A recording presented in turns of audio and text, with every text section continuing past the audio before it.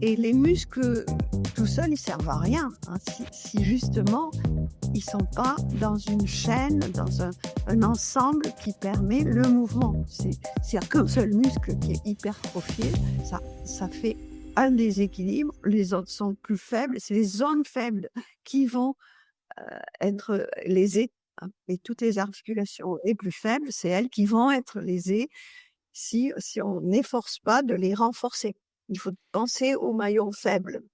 Tout ce qui va être, d'une part, très distal, si on part pas du proximal, c'est-à-dire du centre vers, heu, si je veux soulever un poids juste avec mes orteils comme ça, pardon, mes orteils, mes doigts, j'ai pas de force. Il faut que toute la main, le poignet, le coude, l'épaule, le dos, alors j'ai de la force. Donc c'est c'est tout le temps, ce travail, il est, tout le temps.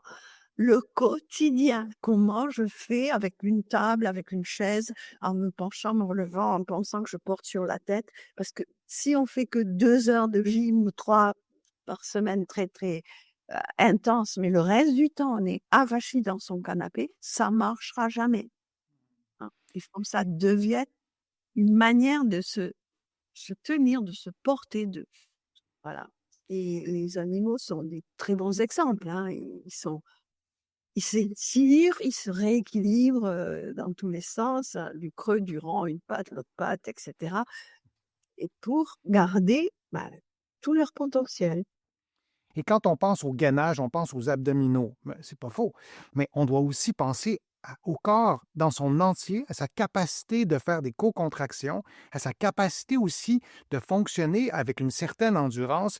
Donc, vos exercices de gainage, et là, vous allez pouvoir en trouver dans le livre de Bernadette, je vous en présente sur ma chaîne, doivent prendre en compte l'ensemble de vos articulations et pour votre main en rééducation, vous devez à tout le moins vérifier ou sinon rééduquer cette partie-là aussi, donc faire des exercices de gainage de différentes façons, mais en appui aussi sur les mains, je l'ai dit un peu de façon résumée. Oui, et puis en général, lorsqu'on va avoir une blessure, dans une partie du corps qui est double, qui est paire, on va, compenser de l'autre côté et au bout de quelque temps, on a un problème sur l'autre jambe, sur l'autre épaule, et cetera, parce qu'on fait trop travailler celle-là par rapport à l'autre. Nos muscles sont construits, sont programmés pour travailler en co-contraction. J'aimais bien ton exemple tout à l'heure, Bernadette, des animaux.